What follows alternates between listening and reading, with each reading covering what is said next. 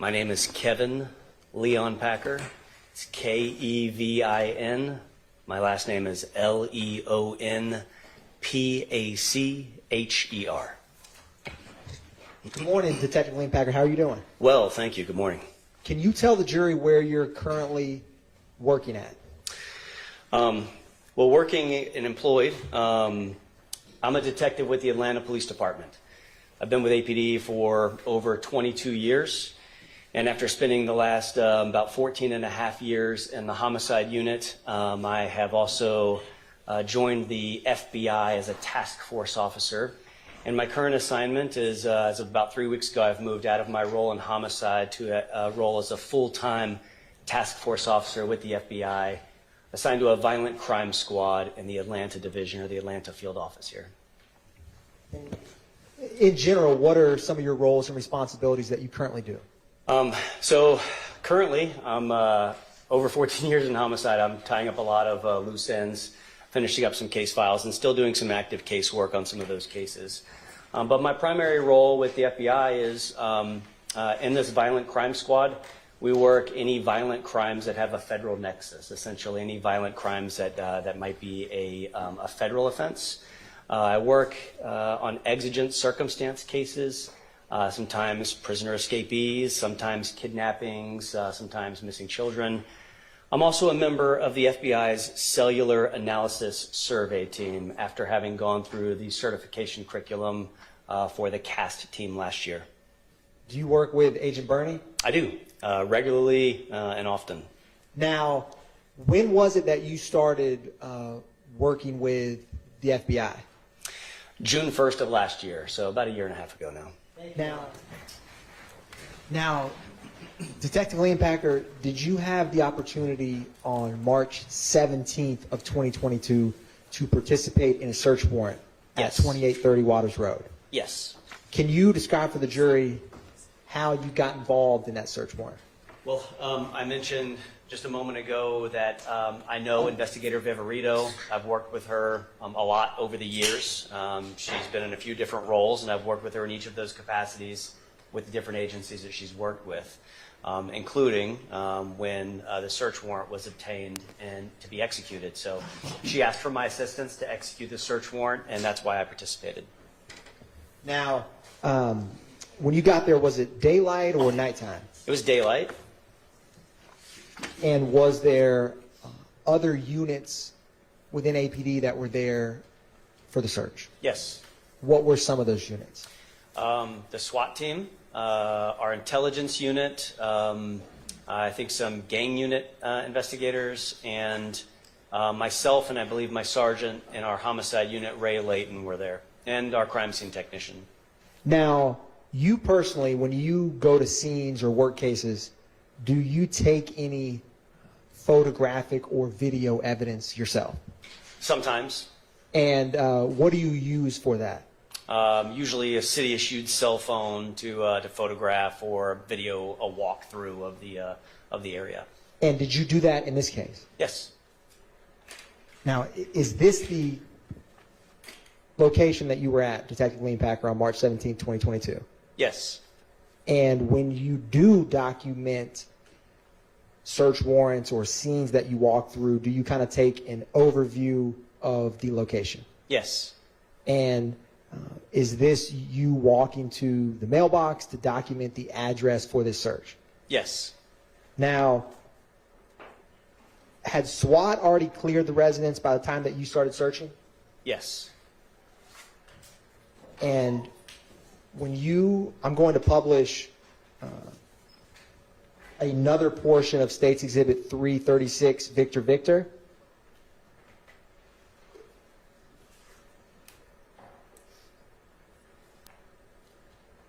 Was there a Audi that you see in this clip when you got there? Yes.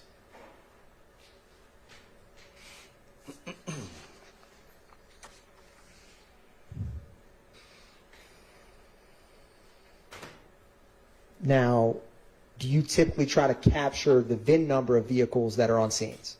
Usually. Can you tell the jury how were law enforcement officers able to get in this Audi vehicle? You can see on the left there at the door, there's a coat hanger.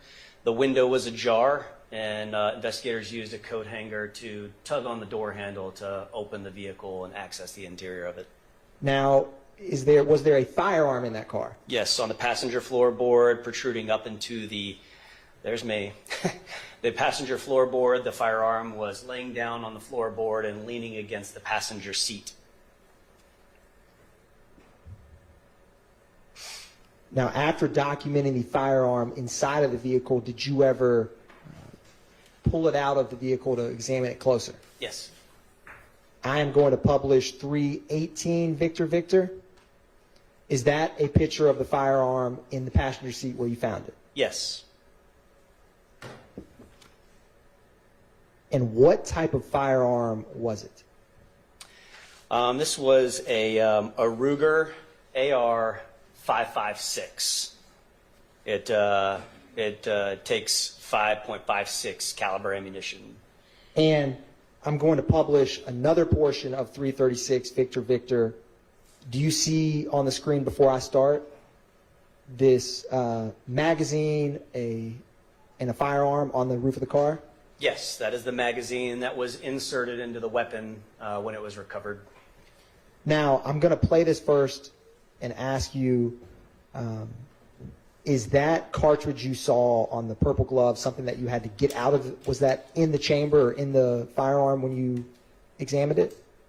Best I recall, I could review my notes for it to refresh my recollection, but best I recall, yes, it was loaded with one round chambered, and it had to be cleared to extract that round from the chamber.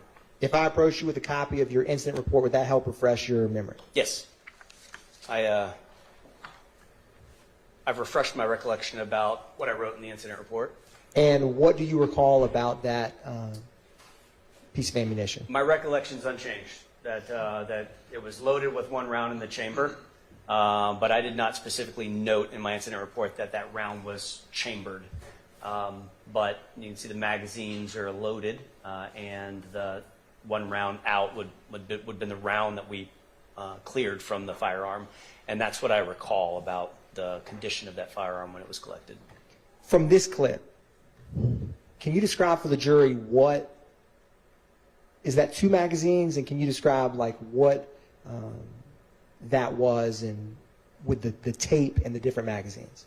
Well, there's two magazines that are designed to fit that weapon, that AR, and they're taped together facing opposite directions. So if one were to insert the magazine and fire enough rounds to use all of the ammunition in that one magazine, one could then pull the magazine out, flip it over, reinsert it, and get back in battery and begin shooting additional rounds without having to drop a magazine, retrieve an additional magazine from an alternate location, and then load it in. It's taped together so it makes a quick extract, turn over, reload, and then the firearm would be ready to fire again. Now, did you also collect this firearm that day? I did. Now, I am approaching with what is marked as 223 Victor Victor. And with this specific firearm, did you do any research with this and contact any other law enforcement entities? I did. Can you describe for the jury what you did in relation to this firearm? Is it permissible to talk about the results of inquiries I made on the firearm? Yes. Okay. So I checked the serial number of the firearm in the same way we would run a license plate to see if a car was stolen. We can run serial numbers of articles and firearms to see if they have been reported stolen. And what I found was this firearm was reported stolen while in transit from a Ruger manufacturer in North Carolina while it was en route, I believe via UPS, to Baton Rouge, Louisiana, somewhere between origin and destination. It was stolen in this essentially cargo theft from UPS. And so it was recovered when I wrote the report for it. The ATF investigates firearms stolen while in transit, and I communicated with an agent of the ATF who then recovered the firearm at a later time. Now, ultimately, did the ATF ever come or get in possession of that firearm. Yes, yeah, I made arrangements to ensure that the firearm, after being test fired for examination purposes and testing purposes, was then released into the custody of that ATF agent so he could continue his investigation. Now, Detective Leonpacher, I'm going to publish 319 Victor Victor. Is this another photograph of that same firearm? Yes. I'm going to publish 320 Victor Victor. Is this a close-up where the trigger mechanism would be? Yes. And 323 Victor Victor. Is this another photograph of those taped magazines in the gun? Yes.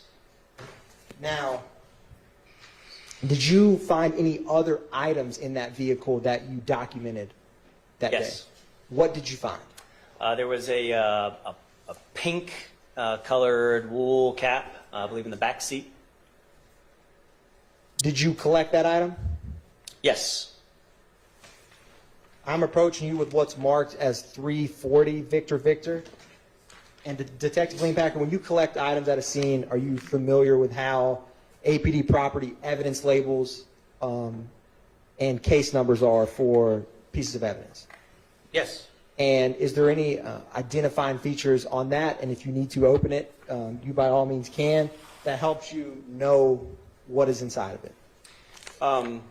Well, I packaged this item and sealed it. My initials were on the original evidence seal. And I also wrote on there that it was a pink wool cap recovered from the Audi. And in the evidence label that I created, I labeled it as the brand Time and True pink wool cap. So at the time that I packaged it in this evidence envelope, it was a pink wool cap. Your Honor, the state moves to tender into evidence 340 Victor Victor.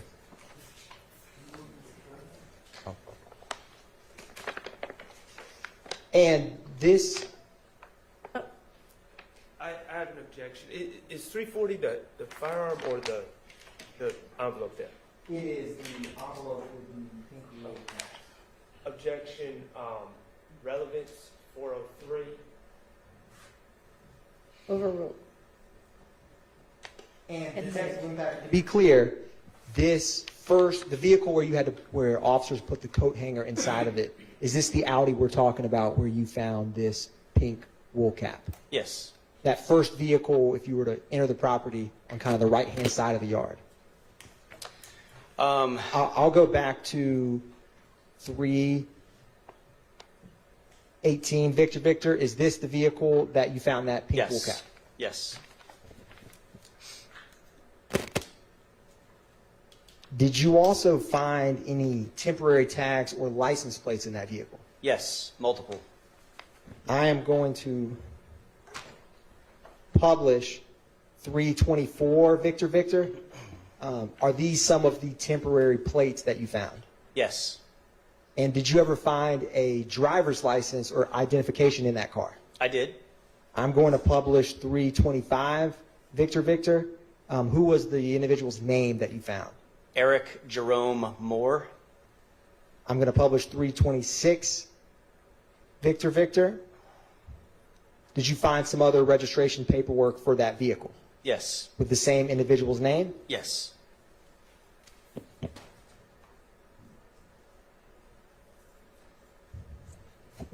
Now, I'm going to publish another portion of, and is this the pink wool cap that you were just discussing? Yes, and I've looked inside the envelope, which is open, and I can see it's the same pink wool cap. I'm going to publish another portion of State's Exhibit 336, Victor Victor. And just to be clear, this is the video footage that you personally recorded that day. Is that fair? Yes. And to the right, that's depicted on the screen, is the vehicle we were just discussing. Yes.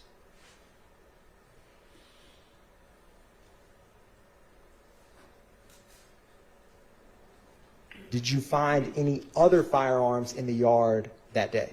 Yes. Approaching this Jeep vehicle, on the ground there was this firearm with a drum magazine. Is the circular item the drum magazine? Yes. Is that increase the capacity of rounds that it can hold? Yes, the drum magazine is a high capacity ammunition magazine, that loads rounds or cartridges in a circular motion. And as rounds feed into the firearm, they continue loading around in that circular motion to feed into the firearm. So it's just a high-capacity magazine. Now, ultimately, did you go and conduct a search of the house inside the home? Yes. I am publishing 336 Victor Victor, another portion. But before I do, what is that? Or let me ask you this: if you were to walk in the front door, do you know where we are in the house with this photograph right now? Yes, if you walk in the front door, just to the left, there was a television, a large television, a flat panel TV, and yeah, there's some wires hanging down there. I did see at least one camera on the front porch that had a light illuminating from it, indicating the camera had power. And I believe these wires to terminate to that camera, because I was essentially trying to follow what are these cameras plugged into. And then so down on one end, I expect that one of these wires is plugged into at least that camera. On this end, no. You see those wires, they said to DVR, which I would expect to be a video recording system, a digital video recording system that would capture surveillance video from any cameras that terminated at the end of those wires. And these wires dangling there suggested there may have been one, but there was none there when I was there. Now, Detective Leonpacher, I'm going to play briefly this last portion of the video, the portion of 336 Victor Victor. Was there a bedroom nearby where these cords were? Yes. And after looking at the cords, did you ever go into that bedroom? Yes. And did you ever look in the closet in that bedroom? Yes. And in just a second, that right there, did you see that in the floorboard? Yes. What is that? It's a void in the floor. And do you know, did that go down, if you know, to the basement? As I recall, yes, that was the hole in the floor that led to the basement. Or that, I should say, opened up to the basement. I want to say led as if one would navigate through that hole to get down there. That's fair enough. Did you ever see this item when you were in the house on March 17, 2022? No. Next video portion of 336 Victor Victor. Can you describe for the jury, before I play it, what you see here and what you found? This is a plate carrier vest. It's a bit like the tactical vest I wear when I'm in uniform for APD. It has an insert inside of it. When you purchase it, it typically doesn't have an insert, but it's made to have an insert that's body armor. I'd say bullet-resistant vests that we wear for law enforcement and that military often wears. And did you search through this body armor? I did.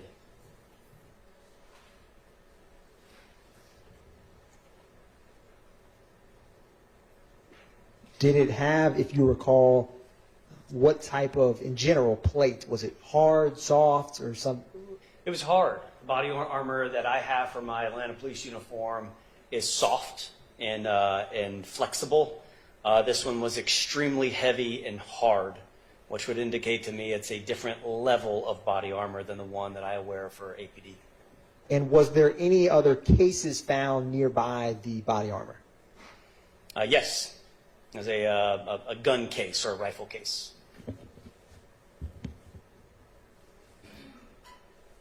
Now, I wanted to ask you, did you ever find any firearms inside of the house? Yes.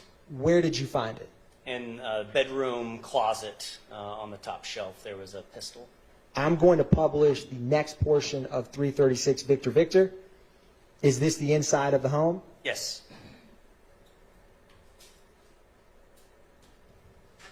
And you had mentioned a top shelf where you found a firearm. Is this what you were discussing? Yes. Did you collect that firearm? Yes. Ultimately, a crime scene technician took it away from the scene, but I participated in the collection of the item shelf here. Now, and was that firearm loaded? And if you need, I don't recall. It's got a magazine inside of it, but I think that the full processing of it was done by the crime scene technician. that's fair. I'm publishing 317 Victor Victor, just the firearm we were just discussing. Yes. And 330 Victor Victor, is this another photograph of that firearm? Yes. Now, did you ever go up into the attic of that home? I did. How did you get up to the attic, if you recall? I don't recall if there was a pull down stairs or a scuttle hole. I don't recall. Now, before I play this next portion of 336 Victor Victor, is this the attic area of the home? Yes. And did you find anything up in the attic? Yes. What did you find? There was a bucket full of ammunition of various calibers. I'm first going to approach you with this bag, and then I'm going to bring over 225 Victor Victor.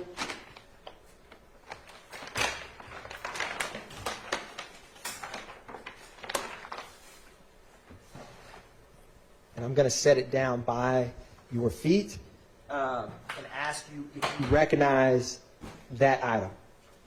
Yes. What is that? That's the bucket of ammunition that was recovered from the attic.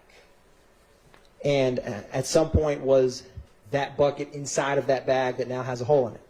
Yes. The the bucket was packaged by the crime scene technician. I misspelled my name, but it's on there nonetheless. And yes, that's the bucket that was inside the residence. Can you explain for the jury, and feel free, well, Your Honor, at first the state's going to tender 225 Victor Victor into evidence. Submitted. Thank you, Your Honor. And Detective Leonpacher, feel free to examine 225 Victor Victor. What kind of ammo was in this bucket in the attic? 5.56 ammunition. It's pretty much a full box. 223 ammunition.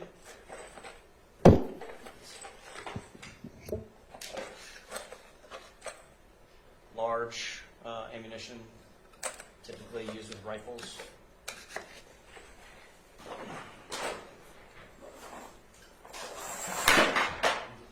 And the 5.56, the green tip ammunition, much like the ones that were loaded into that stolen rifle, had green tips as well. Two magazines taped to each other. Only 4 popped out. So, excuse me.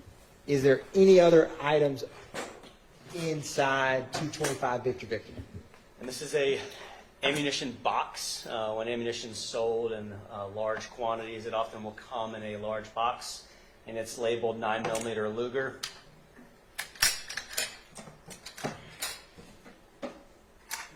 Which contains a Glock magazine for a semi-automatic pistol, a magazine for some type of rifle, semi-automatic pistol, which appears to, that's a 5.7 by 28 caliber, and an ammunition loader, which is used to quickly reload magazines with ammunition. And it's got one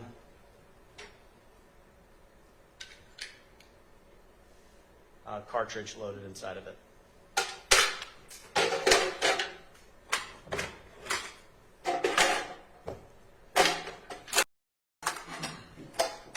Thank you, Detective Leonpacher. I'm going to help you when you get that back, move that bucket to the side.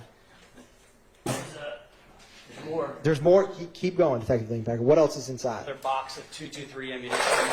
That's pretty full. It's okay, I will open that one. Plastic sandwich bags. Another box that's pretty full of 5.56 ammunition.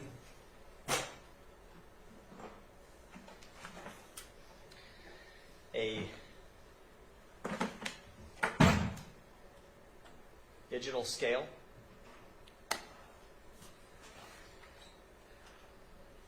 5.7 by 28 ammunition, a box for an FN 5.7 pistol magazine, another box of 5.7 by 28 millimeter ammunition, an evidence bag with test bullets and cartridge cases from laboratory testing of the firearms, another box of 5.7 by 28 ammunition,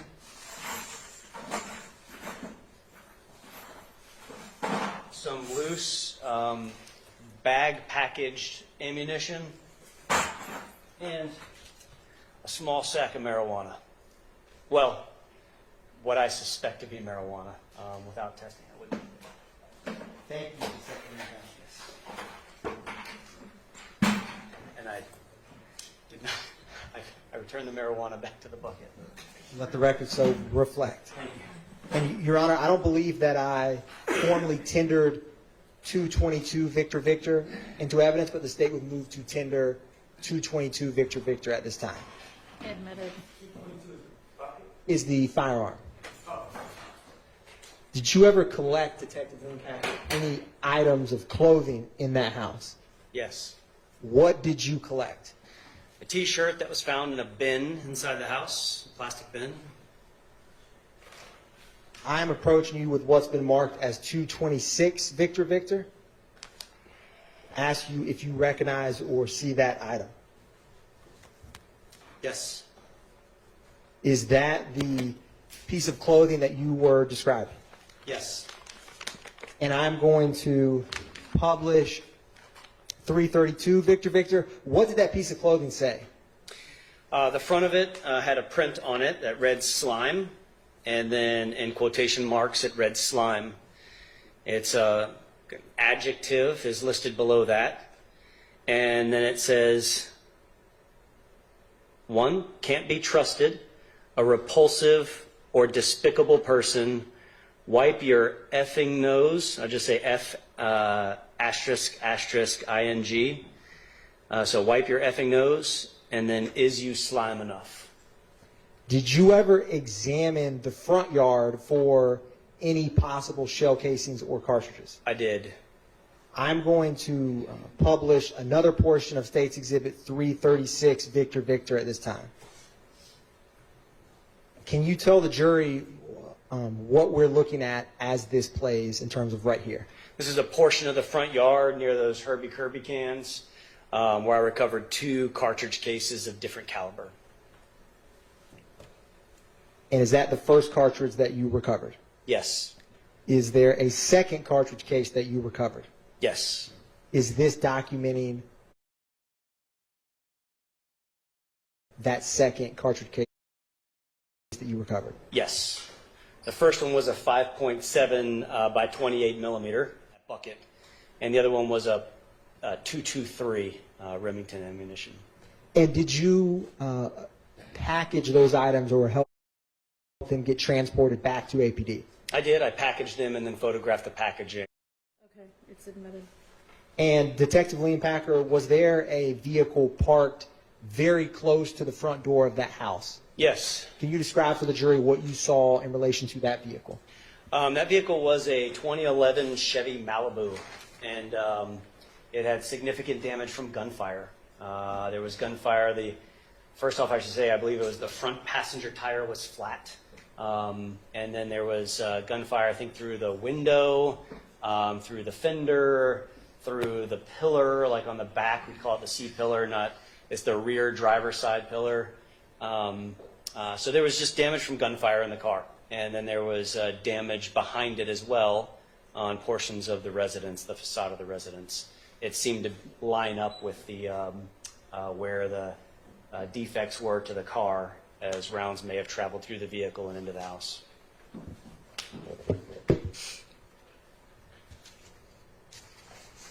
Was there any cell phones on scene that were collected? Yes. Do you know how many? As I recall, I think 5, and I can refresh my recollection. But if looking at a copy of your report would refresh recollection, Yes. please do. Yes.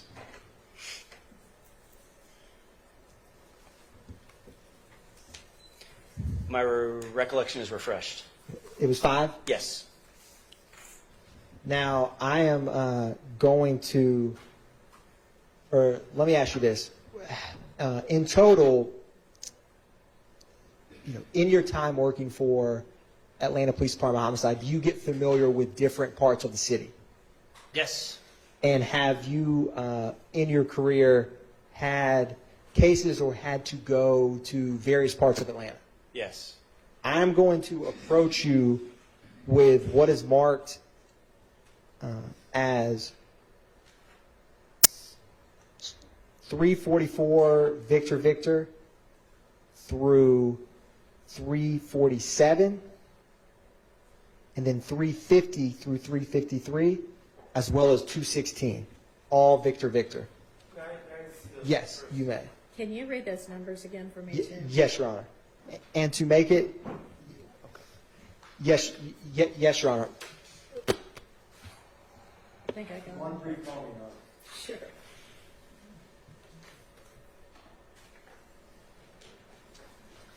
So, Your Honor, it is 344 through 353 minus 348 and 349, if that makes it easier for the court. So, and I'm not admitting 216. 350 through 353, and you're not tendering 316. 216, Your Honor, not tendering 216. So it's 344 through 347, Your Honor, and 350 through 353. All right, those are admitted, and I didn't, did you tender for admission 226, the shirt? Your Honor, I believe that I did, but to be clear, the state would move to tender into the record 226 Victor Victor Okay. at this time. All of those are, No objection, and no objection to 344 to 353 minus the 2. thank you. Thank you, Mr. Sharp. Thank you. Detective Leonpacher, before testifying, did you have an opportunity to look over some of these photographs? Yes. And with the photographs before you, do you recognize them? Yes. And are they a fair and accurate depiction of the locations in Atlanta that they depict? Yes. Your Honor, the state moves to tender into evidence those items. Okay. I had shown them to Detective Leonpacher, Your Honor, before we admitted These them. are the ones we, okay. Correct, Your Honor. Yes, Thank you. they're admitted. So, Detective Leonpacher, I am going to publish 344 Victor Victor. Where is this area, Detective Leonpacher? That's, I believe it's 464 Windsor Street. It's at the corner of Windsor and Fulton, the northeast corner. Is it near I-20? Yes. I'm going to publish 345 Victor Victor. Is this another photograph of that same location? Yes. I'm going to publish 346 Victor Victor. Is this the inside of that BP gas station? Yes. I'm going to publish 347 Victor Victor. What is this? It's the liquor store that's next door to it. It's kind of attached. I am going to publish 350 Victor Victor. Do you recognize where this area is? Yes, that appears to be Windsor Street, orientated looking northbound. So if you were to come out of that BP gas station, again, which is at Fulton and Windsor, go north on Windsor, you're looking north towards I-20. And I'm going to publish State's Exhibit 351 Victor Victor.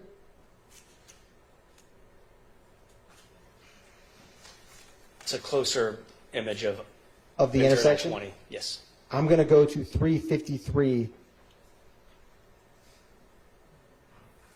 352 Victor Victor. Yep. Same intersection.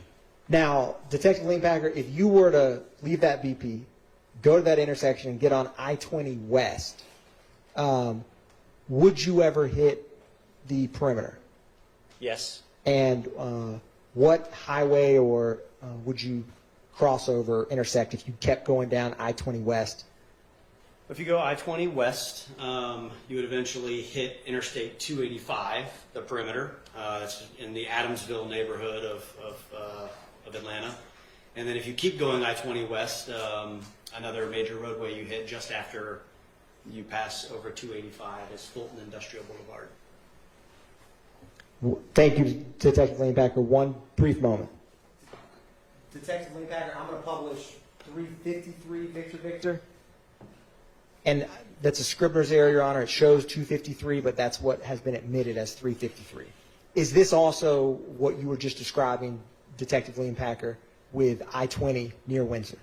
Yes. Yeah, different perspective, but yes. Detective Leonpacher, do you see that TV that has TCL Roku TV on it? Yes. Was that TV in 2830 Waters Road on March 17th when you did the search? Yes. And do you see on this photograph like a table or some kind of setup on the right-hand side of this photograph? Yes. Do you see any cords that resemble or appear to be ones that you saw on March 17th? Yes. And the screen that appears to be mounted on the back of the wall, was that or was that not present? It was not present. Detective Leonpacher, I'm going to go back to 252. It should come up on the screen in just a minute. And if you were heading north from that BP gas station at 464 Windsor and we're trying to get on I-20 west, where's the rampway that you would get on? You go underneath the Interstate 20 and then go west from there. Yeah. You'd have to go past the interstate then to go west. Okay. Thank you. I'll publish 253. What is really, yep. So is this what you were discussing? Yes. That's the westbound ramp. So this perspective is looking south along Windsor Street. And that roadway that goes at the right edge, that would be heading west on I-20 there. Thank you, Detective Leonpacher. Your Honor, no further questions at this time by the state. All right.